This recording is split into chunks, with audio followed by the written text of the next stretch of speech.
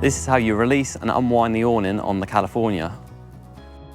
You need to pull off this cover to access the awning handle, put the key in, unlock, pull, and out comes the awning handle itself. Once you remove the awning handle, it locates in the end here. From there, twist to release the awning itself. Once you've partially unwound the awning, you can then access the legs. Pull down the cover, push the first leg away from you. You can then extend the poles towards the ground to the correct height and push the clips up to secure the legs.